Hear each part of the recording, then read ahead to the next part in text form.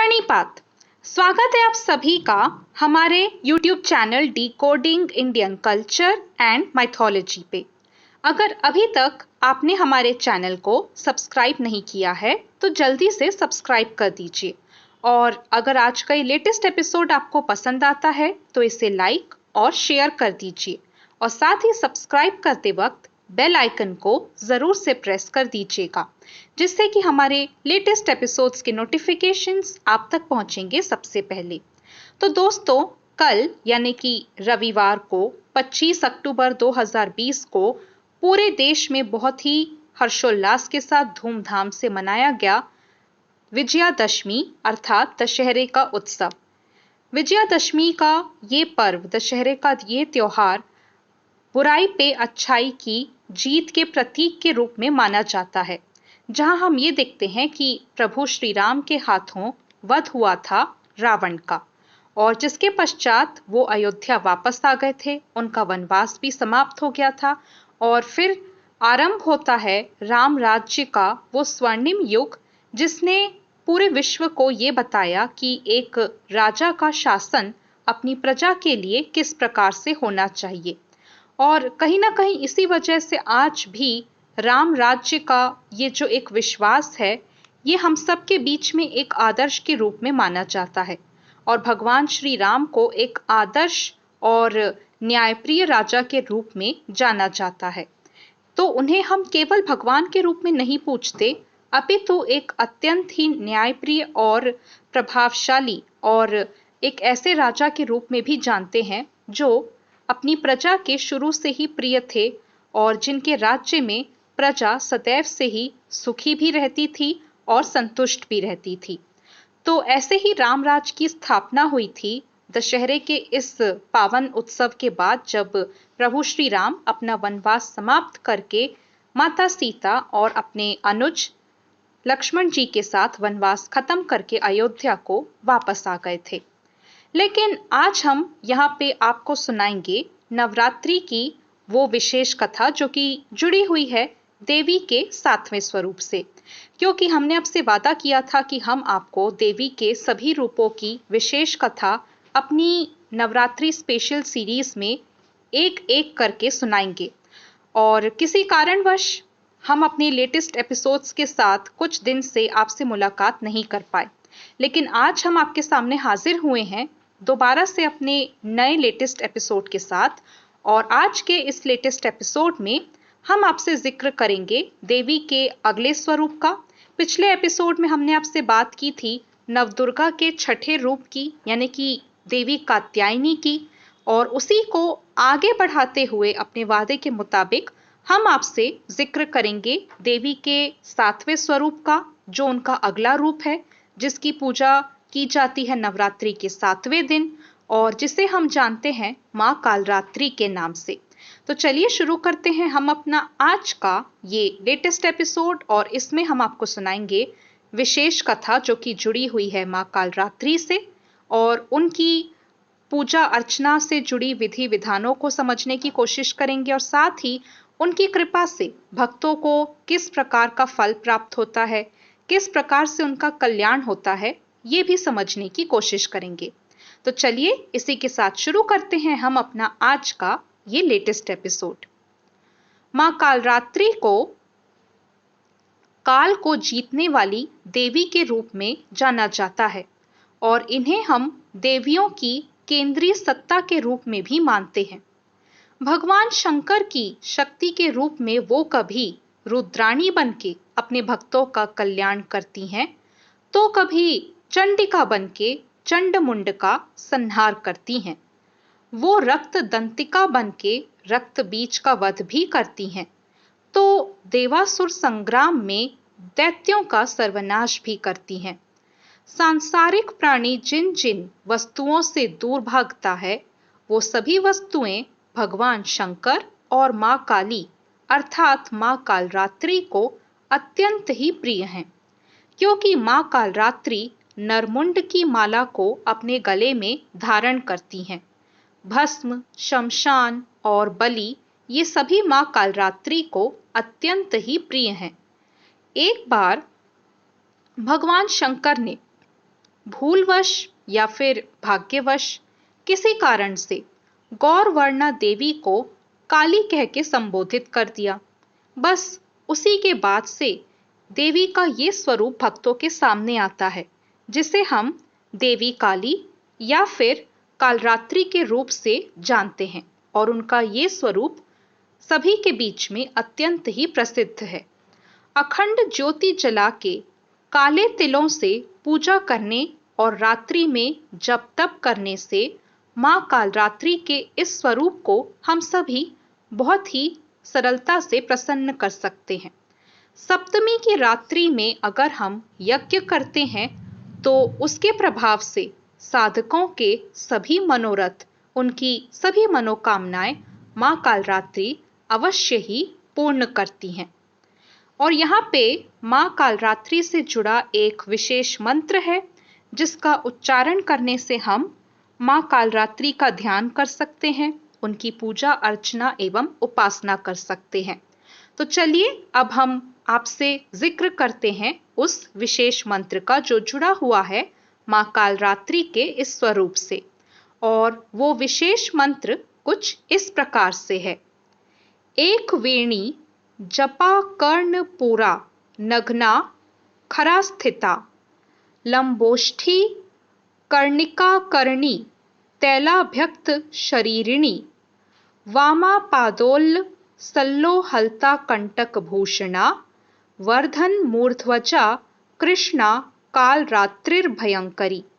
तो ये है वो विशेष मंत्र जो जुड़ा हुआ है माँ कालरात्रि की पूजा अर्चना एवं उपासना से। तो श्री दुर्गा का 7वां रूप है माँ कालरात्रि। ये काल का नाश करने वाली हैं, इसलिए हम इन्हें कालरात्रि कहते हैं। नवरात्रि के 7वें दिन हम इन्हीं की पूजा करते हैं। इस दिन साधक को अपना चित्त भानु चक्र अर्थात मध्य ललाट में स्थिर करके देवी के इस स्वरूप की साधना करनी चाहिए। संसार में कालों का नाश करने वाली देवी कालरात्रि ही हैं। भक्तों द्वारा इनकी पूजा के उपरांत उनके सभी दुख और संताप भगवती अपने इस स्वरूप में हर लेती हैं, दुश्मनों का नाश करती हैं तथा मनवांछित फल प्रदान करके अपने सभी उपासकों को वे संतुष्ट भी करती हैं। दुर्गा की 7वीं शक्ति कालरात्रि के नाम से जानी जाती है। इनके शरीर का रंग घने अंधकार की भांति काला है, बाल बिखरे हुए हैं, गले में विद्युत की भांति चमकने वाली माला है। इनके 3 नेत्र हैं जो ब्रह्मांड की तरह गोल हैं, जिनमें से बिजली की तरह चमकीली किरणें सदैव ही निकलती रहती हैं। इनकी नासिका से श्वास, निःश्वास से अग्नि की भयंकर ज्वालाएं निकलती रहती हैं। इनका वाहन गधा है, जिसे हम गर्दभ के नाम से भी जानते हैं। इनका दाहिना ऊपर हाथ वरद मुद्रा में सबको वरदान देता है और दाहिना निचला हाथ अभय मुद्रा में है। बाईं ओर के ऊपर वाले हाथ में इन्होंने लोहे का कंटा और निचले हाथ में खड्ग धारण किया हुआ है। माँ का ये स्वरूप दिखने में भक्तों के लिए थोड़ा सा डरावना अवश्य ही हो सकता है, किंतु इनका ये रूप सदैव ही भक्तों को शुभ फल प्रदान करता है। अतः भक्तों को माँ के इस स्वरूप से भयभीत होने की कोई भी आवश्यकता नहीं है। दुर्गा पूजा के 7वें दिन माँ कालरात्रि के इसी स्वरूप की पूजा का विधान है। इस दिन साधक का मन सहस्त्रार चक्र में अवस्थित होता है। साधक के लिए सभी सिद्धियों का द्वार खुलने लगता है। इस चक्र में स्थित साधक का मन पूर्णतः माँ कालरात्रि के स्वरूप में अवस्थित रहता है। उनके साक्षात्कार से मिलने वाले पुण्य का वो अधिकारी बन जाता है और इसके पश्चात उसकी समस्त विघ्न और बाधाएं और पापों का नाश हो जाता है और उसे अक्षय पुण्य लोक की प्राप्ति होती है। मधु कैटभ नाम के महापराक्रमी असुर से जीवन की रक्षा हेतु भगवान विष्णु को निद्रा से जगाने के लिए ब्रह्मा जी ने मां के इस स्वरूप की स्तुति की थी। इन्हीं देवी को कालरात्रि के साथ ही हम महामाया के नाम से भी जानते हैं और भगवान विष्णु की योग निद्रा भी इन्हीं देवी को माना जाता है। इन्होंने ही सृष्टि को एक दूसरे से जोड़ के रखा हुआ है। देवी कालरात्रि का वर्ण काजल के समान काले रंग का है, जो अमावस की रात्रि से भी अधिक काला है। मां कालरात्रि के 3 बड़े बड़े उभरे हुए नेत्र हैं, जिनसे मां अपने भक्तों पे सदैव ही अनुकंपा की दृष्टि बनाए रखती हैं। देवी की 4 भुजाएं हैं और इन चारों ही भुजाओं में उन्होंने अलग अलग तरीके से विभिन्न अस्त्र एवं शस्त्र धारण किए हुए हैं। देवी कालरात्रि के बाल खुले हुए हैं और वो हवा में लहरा रहे हैं। देवी कालरात्रि गर्दभ पे सवार हैं। मां का वर्ण काला होने पे भी कांतिमय और अद्भुत नजर आता है। देवी कालरात्रि का ये विचित्र रूप भक्तों के लिए अत्यंत ही शुभ है, अतः देवी को शुभंकरी के नाम से भी जाना जाता है। देवी का ये रूप रिद्धि सिद्धि प्रदान करने वाला माना जाता है। दुर्गा पूजा का 7वां दिन तांत्रिक क्रिया की साधना करने वाले भक्तों के लिए अत्यंत ही महत्वपूर्ण होता है। सप्तमी पूजा के दिन तंत्र साधना करने वाले साधक मध्य रात्रि में देवी की तांत्रिक विधि से पूजा करते हैं। इस दिन मां की आंखें खुलती हैं। षष्ठी पूजा के दिन जिस बिल्व को आमंत्रित किया जाता है, उसे आज तोड़ के लाया जाता है और उसी से मां की आंखें बनाई जाती हैं। दुर्गा पूजा में सप्तमी तिथि का काफी महत्व माना जाता है। इस दिन से भक्तजनों के लिए देवी का द्वार खुल जाता है और भक्तगण पूजा स्थलों पे देवी के दर्शन हेतु एकत्रित होने लगते हैं। सप्तमी की पूजा सुबह में अन्य दिनों की तरह ही होती है, परंतु रात्रि में विशेष विधि विधानों के साथ देवी की पूजा संपूर्ण की जाती है। इस दिन अनेक प्रकार के मिष्ठान और कहीं कहीं पे तांत्रिक विधि से पूजा होने पे मदिरा भी देवी को अर्पित किया जाता है। सप्तमी की रात्रि को सिद्धियों की रात्रि भी कहा जाता है। कुंडलिनी चक्र को जागृत करने हेतु जो साधक साधना में लगे रहते हैं, उन्हें आज सहस्त्राचार चक्र का भेदन करना होता है। पूजन विधि में शास्त्रों में जैसा विधि विधान बताया गया है, उसी का उपयोग किया जाता है, जिसके अनुसार पहले कलश की पूजा की जाती है, फिर नवग्रह, 10 दिक्पाल और उसके बाद देवी के परिवार में जितने भी देवी एवं देवता उपस्थित हैं, उन सब की पूजा की जाती है। इसके पश्चात अंत में मां कालरात्रि की पूजा की जाती है और इससे पहले हम देवी के स्वरूप का ध्यान करते हैं।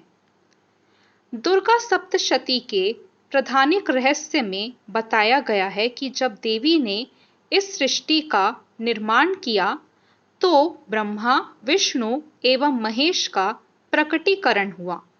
उससे पहले देवी ने अपने स्वरूप से 3 महादेवियों को उत्पन्न किया।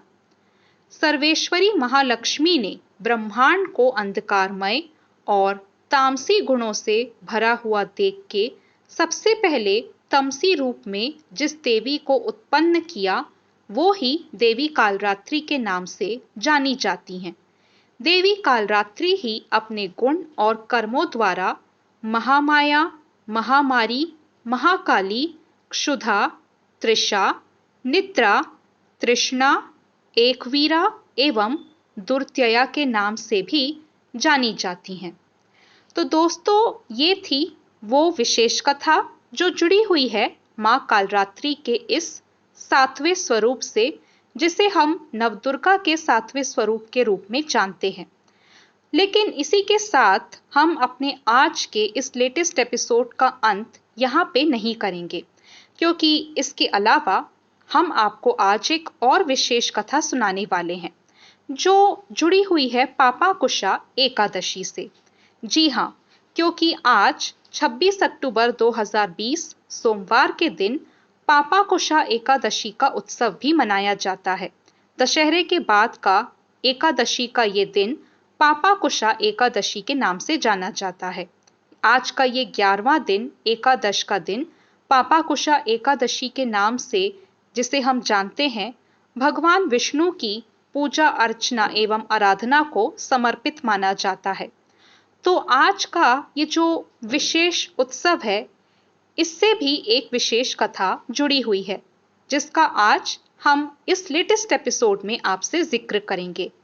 तो चलिए शुरू करते हैं हम अपनी ये दूसरी विशेष कथा जो जुड़ी हुई है पापाकुशा एकादशी से।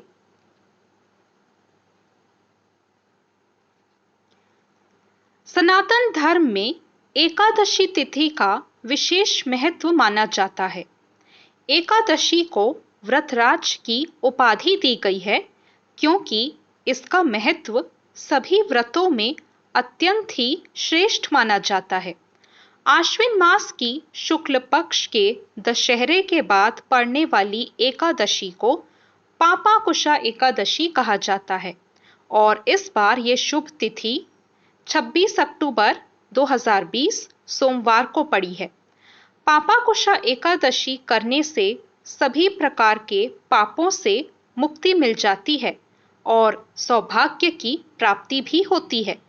विजयादशमी के बाद भगवान राम और उनके भाई भरत का मिलाप इसी एकादशी को हुआ था। तो चलिए जानते हैं पापाकुशा एकादशी की ये व्रत कथा और उससे जुड़े विशेष महत्व को। पुराणों के अनुसार पापाकुशा एकादशी का व्रत करने पर तप के समान फल की प्राप्ति होती है। एकादशी पर भगवान विष्णु के पद्मनाभ स्वरूप की पूजा की जाती है। इस व्रत को करने से 3 पीढ़ियों को पापों से मुक्ति मिल जाती है। मान्यता है कि इस एकादशी को करने से मोक्ष की प्राप्ति होती है और यदि आपकी कुंडली में चंद्रमा का अगर कोई खराब या कोई अशुभ प्रभाव पड़ रहा है तो उसका भी निदान इस एकादशी के व्रत को करने से हो जाता है। साथ ही इससे अनेक शुभ फलों की प्राप्ति भी होती है। महाभारत काल में स्वयं भगवान श्री कृष्ण ने इस व्रत के महत्व के बारे में धर्मराज युधिष्ठिर को बताया था। भगवान कृष्ण ने कहा कि ये एकादशी पापों का निरोध करती है, अर्थात पाप कर्मों से रक्षा करती है। इस एकादशी में दान व पवित्र नदियों में स्नान करने का भी विशेष महत्व माना जाता है। इस व्रत के प्रभाव से सूर्य यज्ञ के समान फल की प्राप्ति होती है। तो आज की ये जो पापाकुशा एकादशी है, इसका आरंभ तो आज ही के दिन से हुआ है, यानी कि 26 अक्टूबर 2020 सोमवार को सुबह 9 बजे से, लेकिन इसका समापन होगा अगले दिन यानी कि 27 अक्टूबर 2020 मंगलवार को सुबह 10:46 तक। तो कल सुबह के 10:46 तक इस व्रत का ये शुभ मुहूर्त रहेगा, जो कि आज सुबह 9 बजे से आरंभ हो चुका है। पुराणों के अनुसार पाप रूपी हाथी को पुण्य रूपी अंकुश से बेधने के कारण ही इस एकादशी का नाम पापाकुशा एकादशी पड़ा। भगवान कृष्ण ने बताया कि अगर गलती से इंसान कोई पाप कर लेता है तो उसको ये व्रत अवश्य ही करना चाहिए। इससे उसके सभी पापों का नाश हो जाता है और सद्गुणों का समावेश होता है। इस दिन मनुष्य को चाहिए कि उसे मौन रहकर भगवान की आराधना करनी चाहिए, जिससे मन में शुद्ध विचारों का जन्म होता है। और चलिए अब हम आपसे जिक्र करेंगे पापाकुशा एकादशी से जुड़ी उस विशेष कथा का, जो इसके महत्व को और भी अधिक स्पष्ट रूप से हमारे सामने लेकर आती है। प्राचीन समय में क्रोधन नाम का एक क्रूर बहेलिया विंध्या पर्वत पे रहता था। उसने अपनी पूरी जिंदगी हिंसा, मद्यपान, लूटपाट, झूठ, छल कपट ऐसे बुरे कर्मों को करते हुए व्यतीत कर दी। जब अंतिम समय में यमराज ने अपने दूतों को क्रूर बहेलिया को लाने भेजा, तब यमदूतों ने उसे बताया कि कल तुम्हारे जीवन का अंतिम दिवस है। मृत्यु भय से क्रूर बहेलिया भयभीत हो गया और वो महर्षि अंगिरा के आश्रम में जा पहुंचा और उनकी शरण में दया की कामना करने लगा। तब महर्षि को उस बहेलिये पे दया आ गई और उन्होंने उसे पापाकुशा एकादशी व्रत करने का सुझाव दिया।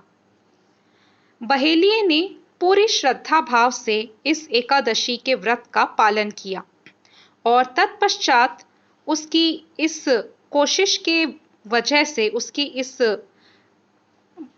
उसके इस व्रत को रखने की वजह से उसके सभी पाप नष्ट हो गए और तत्पश्चात उसे ईश्वर की ऐसी विशेष कृपा प्राप्त हुई जिससे उसके और उसके जीवन को मोक्ष की प्राप्ति हो गई। तो पापाकुशा एकादशी की जो महत्ता है वो इस विशेष कथा की वजह से हमारे सामने आती है, जहाँ पे हम ये देखते हैं कि पापाकुशा एकादशी का व्रत करने से सभी पाप बड़ी ही सहजता से नष्ट हो जाते हैं। बस अगर आपका मन शुद्ध है और शुद्ध मन के साथ ही शुद्ध विचारों के साथ आपने ये व्रत रखा है, इस व्रत का आपने पालन किया है, तो बड़े से बड़े पाप से और बड़े से बड़े भय से भी आपको स्वतः ही मुक्ति प्राप्त होती है और तत्पश्चात आपका जीवन जो है वो सफल भी होता है और आपको अंतःगत्वा मोक्ष की प्राप्ति भी अवश्य ही होती है। नारद पुराण के अनुसार पापाकुशा एकादशी का व्रत करने वाला व्यक्ति मुहूर्त में स्नान आदि करने के बाद भगवान विष्णु को याद करते हुए व्रत का संकल्प करे तो इससे उसके व्रत की शुरुआत होती है। इसके बाद उसे घट स्थापना करके घर पे भगवान विष्णु की मूर्ति या प्रतिमा रख के उस पे गंगा जल की बूंदे छिटकनी चाहिए। इसके बाद उसे रोली अक्षत लगाना चाहिए और सफेद फूल भगवान को अर्पित करना चाहिए। फिर भगवान के सामने देसी घी का दीपक जला के उनकी आरती करनी चाहिए और तत्पश्चात उन्हें भोग लगाना चाहिए। इसके बाद व्यक्ति को विष्णु सहस्त्र नाम का पाठ करना चाहिए और उनकी कथा सुननी चाहिए और तत्पश्चात दान करना चाहिए। इस व्रत में किसी भी एक समय पे फलाहार किया जाता है। व्रत के अगले दिन द्वादशी तिथि को गरीबों को भोजन व दान करना चाहिए और तत्पश्चात व्रती को अपना व्रत समाप्त करना चाहिए, अर्थात अपना व्रत खोल के उसे पूर्ण करना चाहिए। तो ये थी वो विशेष कथा जो जुड़ी हुई है आज के इस पर्व से, जिसे हम पापाकुशा एकादशी के नाम से जानते हैं। और आज जो ये पापाकुशा एकादशी की शुरुआत हुई है वो कल सुबह तक चलेगी। जैसा कि हमने आपसे इसके समय के बारे में भी जिक्र किया कि सुबह 10:46 तक इस एकादशी का ये शुभ मुहूर्त कल सुबह तक रहेगा। और इस वजह से आज हमने अपने लेटेस्ट एपिसोड में न केवल आपको माँ के अगले स्वरूप की विशेष कथा सुनाई जो कि माँ कालरात्रि के रूप से जाना जाता है, अपितु आज के इस शुभ अवसर पे हमने आपको पापाकुशा एकादशी की विशेष कथा भी सुनाई, जिसे आज हम सभी मना रहे हैं एक विशेष व्रत के रूप में, और कैसे इस व्रत का पालन करने से एक बहुत बड़े पापी को भी अपने सभी पापों से मुक्ति मिल गई। और हम सब भी अगर किसी न किसी गलती या किसी न किसी पाप से ग्रस्त हैं तो हमें भी उससे मुक्ति मिल सकती है अगर हम शुद्ध मन से, शुद्ध विचार से और शुद्ध भावनाओं के साथ, श्रद्धा और भक्ति के साथ इस एकादशी के व्रत का पालन करते हैं। और इसके सभी नियमों का पालन करते हुए हम इस एकादशी के व्रत को अगर रखते हैं तो हमें न केवल पापों से मुक्ति मिलती है, अपितु हमें मोक्ष की प्राप्ति भी होती है और सूर्य यज्ञ के समान महान फल की प्राप्ति से हमारा जीवन भी धन्य हो जाता है। और इसी के साथ अब हमारा ये लेटेस्ट एपिसोड समाप्त होता है, क्योंकि यहाँ पे हमने आपसे जो 2 विशेष कथाओं का वर्णन किया, वो दोनों ही विशेष कथाएं यहाँ पे समाप्त होती हैं। और इसके अलावा हमारा आपसे ये वादा भी है कि आपकी और हमारी मुलाकात फिर से बहुत जल्द होगी हमारे नेक्स्ट एपिसोड में। तब तक आप माता के सभी स्वरूपों का भी ध्यान कीजिए और साथ ही श्री हरि विष्णु के इस स्वरूप का ध्यान करते हुए, पद्मनाभ स्वरूप का ध्यान करते हुए पापाकुशा एकादशी के व्रत का पालन कीजिए और अपने जीवन को धन्य बनाइए और अपने परिवार का विशेष ध्यान रखिए। तो आपकी और हमारी मुलाकात होगी बहुत जल्द हमारे अगले एपिसोड में। Till then take care, goodbye, Tata.